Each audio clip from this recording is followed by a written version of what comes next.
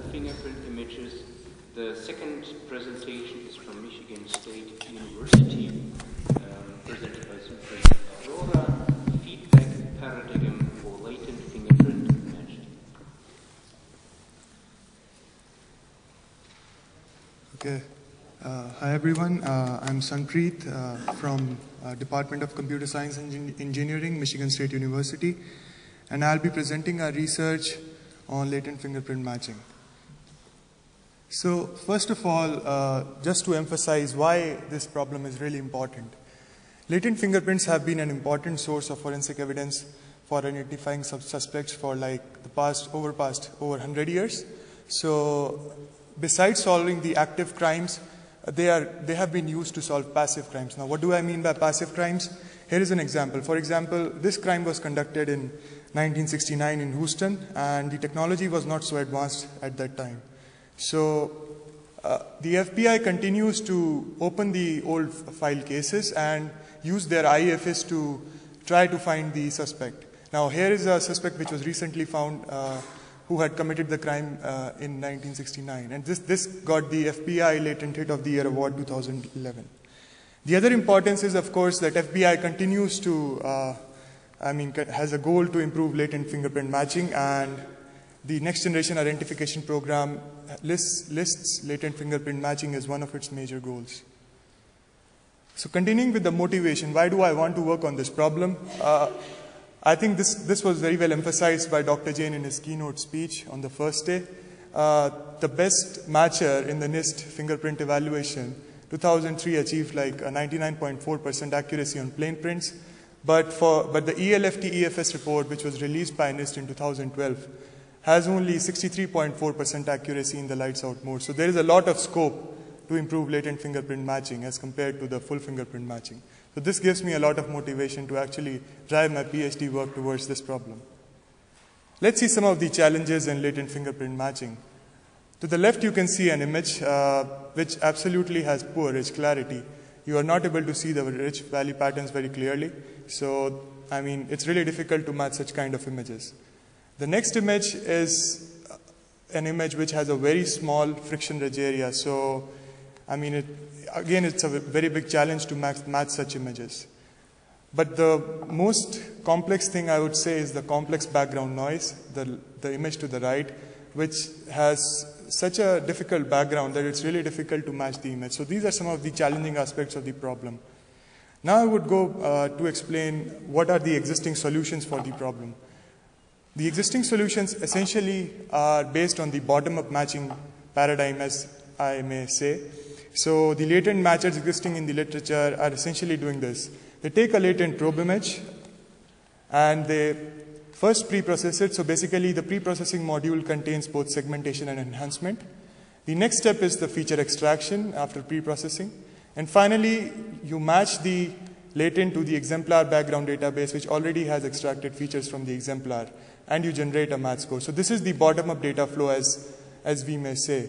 Now, the problem with such approaches is that the feature extraction for latents is not reliable. So that means in the bottom-up paradigm, every module has to work sufficiently well for the whole pipeline to work. So if the feature extraction module doesn't work well here because of the poor rich clarity and the background noise present in the latent, the pipeline is not so efficient. So what do we propose now to improve the pipeline? So we propose to incorporate top-down information or feedback from exemplars. So what do I mean by that? Is that while matching the latent to the exemplar, we can refine the features of the latent using feedback from the exemplar. So this is done on the fly, basically. Now I will go ahead and explain how we apply this proposed paradigm to the problem of latent fingerprint matching. So we basically resort the candidate list generated by a bottom-up latent matcher. So how is it done? This is basically the overall idea. You have a latent image. You get the initial feature set in the bottom-up mode. You use the bottom-up latent matcher, generate an initial match score, and a candidate list, which is basically the top K candidates. From each candidate, you can take feedback to refine the features of the latent. So basically, this is done for each latent exemplar pair while matching them. And you can use the refined feature set to match the latent in the top-down mode and generate a new match score. Now finally, you can fuse the two match scores to generate an updated match score and use this to resort the candidate list. So this is the whole idea of the proposed algorithm. Now there are basically 4 different steps. These are listed here. I'll go in detail one by one and explain you how essentially this is done. So the first step basically is called initial matching and alignment. So this is essentially just matching the latent using a bottom-up latent matcher and generating an initial match score and the matched minutiae. Now the matched minutiae generated by the latent matcher in the bottom-up mode are used to align the latent and exemplar pair. And this is essentially the very first step, very simple. So the next step is extracting exemplar features. So this can be done, this generally is already being done in the matcher, so I don't really add on anything onto the matcher. So you have an exemplar image, you can get the skeleton of the image using a commercial system, and you can get the block by block orientation field of the exemplar. So this is a very simple step. This is mostly the commercial systems have the exemplar orientation computed in them. Now, let's go to the third step, which is the crucial step, I would say. It is called latent feature extraction. How do we extract the latent feature? So basically, we do it in the Fourier domain. Again, we go local in every block in the latent. We extract a subimage, smooth it using a Gaussian mask, get the weighted image, then get the magnitude spectrum in the Fourier domain, take the peak points, top 4 or 5 highest magnitude, amplitude peak points, and then get the orientation levels corresponding to those peak points. So these are, so here there are like 4 orientation levels, top 4 orientation levels shown. So this gives us a set of candidate orientations in each block. Okay, now how do we do feedback here? It's really simple. Basically for each overlapping block between the exemplar orientation and the latent, which is basically determined using during the alignment step, you can take feedback. So how do we take feedback? So here is in yellow is shown the exemplar orientation in this particular block, and these are the 4 possible candidate orientation for the latent. So basically we just pick the closest orientation of the latent in that particular block, and this is selected just using the orientation difference. And so basically we get a refined latent feature set using this mechanism in every block. And similarly, we refine the latent frequency. The latent frequency is the refined latent frequency is just the corresponding frequency to the selected orientation level here. Okay, the final step basically comprises how do we compute the feedback similarity. Now, there could be various functions, but we just go with the simplistic. So this is basically just computing the difference in the orientation fields. Delta theta is the alignment angle between the orientation fields. This is the refined latent orientation and the exemplar orientation, and this is a normalization constant. So you just use the exponential distribution, and over each block, each overlapping block, you sum up them and divide them. So this is just the idea of computing the similarity, orientation similarity. And similarly for frequency, you can compute the difference, the absolute difference in the frequency, and use the exponential distribution again and generate a frequency similarity. So the final step basically is how to update the match scores. This basically involves you have an initial match score which was generated by the bottom-up latent matcher. Now you can get a new feedback orientation similarity and the frequency similarity. So we just use product fusion to fuse the match scores of the matcher and generate an updated match score. Now why do we use product fusion? Because we are using like exponential. So if we use exponential and we product them, so essentially, it turns into a sum rule which gives you the highest, best possible updation in the match score. So now this was the overall approach. Now of course the question is how well does it work? So let's first look at the NIST-27 database, which is the only publicly available database for latents. There are 258 operational latents. I tried to wrap the paradigm around a recent latent matcher which has been recently published in TIFFs. And the background consists of about 32,000 exemplars. So the dark blue curve shown here is the baseline matcher, which is the matcher in this paper. And if I wrap the matcher using the ridge orientation and frequency feedback, as you can clearly see, I get a huge increase in the rank 1 identification accuracy. So Again, I want to emphasize that these are operational cases, so the paradigm does work. Now, I also tried to run the experiments on another database which was collected at the West Virginia University. And again, the same latent matcher, I wrapped the paradigm around that matcher. The background consists of 32,000 exemplars, and the rank 1 identification accuracy here improves by 3%. This is because these latents are not actually operational latents, so they do not exhibit the true characteristics of latents. Most of them come close to rather good quality fingerprints. So the paradigm doesn't really help that much. But still there is subtle improvement in the accuracy. Okay, so here I show some successful cases using the feedback paradigm. Now, we applied the paradigm to resort a candidate list of 200 candidates, top 200 candidates of the bottom-up latent matcher. Now, if I include the top-down data flow for that latent matcher, for this particular print, the rank improves from 92 to 5 after feedback. And shown here is the extracted orientation field in blue. In red is the ground truth orientation field. So this is the initially extracted orientation field in blue. So as you can see, there are regions here where the initially extracted orientation field is not close to the ground truth orientation. But if you refine the orientation field on the fly using feedback, you get a good refinement and it gets closer to the ground truth. So in a way that improves the latent feature and further improves the accuracy. Another case right here. Here, look at this region again. Not very good initially extracted orientation field, but if you refine it using feedback, you get it very close to the ground truth. So for this latent, which was initially extracted, initially the true mated exemplar was retrieved at rank 42. Now we are able to retrieve it at rank 2. So this clearly shows that the paradigm works. However, as you may say, that nothing is perfect. So let's look at a failure example and why it fails in some cases. So there may be cases where the rich structure of the imposter is very similar to the mated exemplar.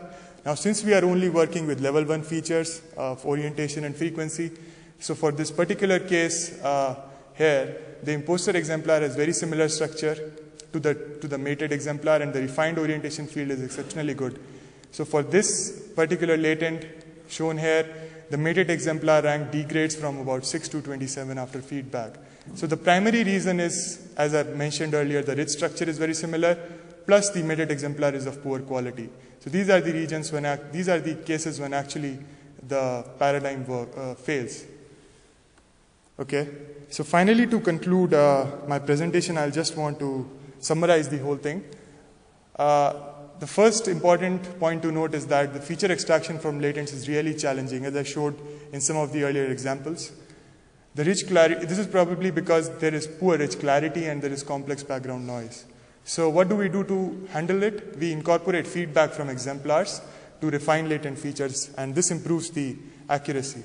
Now, the experimental results we have conducted using a baseline latent matcher on 2 different databases with a good background size. It shows that the feedback paradigm works sufficiently good. Now, the other important point to note is that this is just a generic paradigm. I wrapped it around a latent matcher. Now, this can be wrapped around any latent matcher to improve its matching accuracy. Of course, we need to know the underlying algorithm for that. So it can be integrated while designing the latent matcher into the latent matcher to improve the accuracy. Now, some of the future work is, of course, currently there are cases where even feedback from the imposter results in improvement in the rank, for the imposter exemplar. So we need to design the similarity computation in a better way.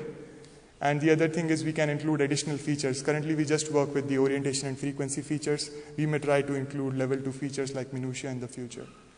Thanks a lot.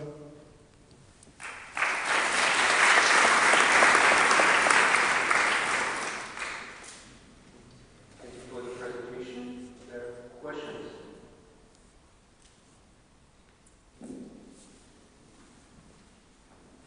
I'm wondering how you can avoid the problem of the so-called confirmation bias. So let's say at the first stage, the initial thing, you have a wrong match at top 1, and then you are trying to improve the latent features based on that match. Then you are kind of increasing the likelihood of the match for that particular print, right? So the idea here is basically that if you are taking feedback from the true mated exemplar, then it leads to a better refinement of features to that exemplar than compared to the other imposter exemplars. That is why the paradigm essentially fails when the imposter is of really good quality, and I mean its rich structure is really similar to the mated exemplar. So that is the idea.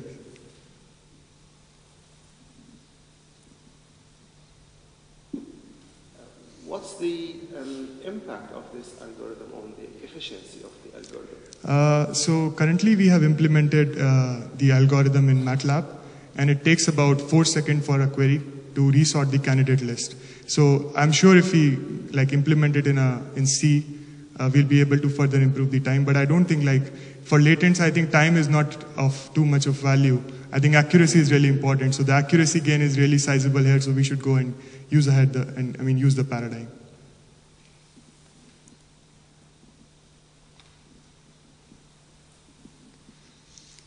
And do you assume the mated for fingerprint exists in the template? Is it a condition that... So we only apply the paradigm to resort the candidate list of the top 200 candidate exemplars returned by a bottom-up latent matcher. So if the mated exemplar is not in the top 200, we are not essentially going to get it using the top-down matching. We are just trying to improve, just trying to push the rank further using the top-down matching paradigm. That's the whole idea. So if it's not in the top 200, we can't essentially handle that case. Another question. Okay. What's the value of K, the candidate list? It's currently we are doing for 200 candidates. Now it was again determined because I think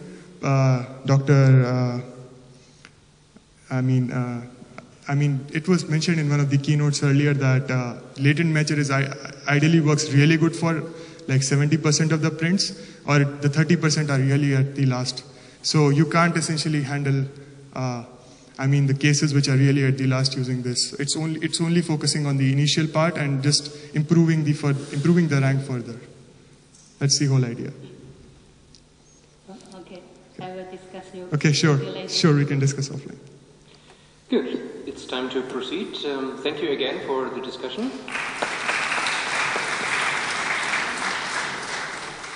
We are proceeding to face recognition.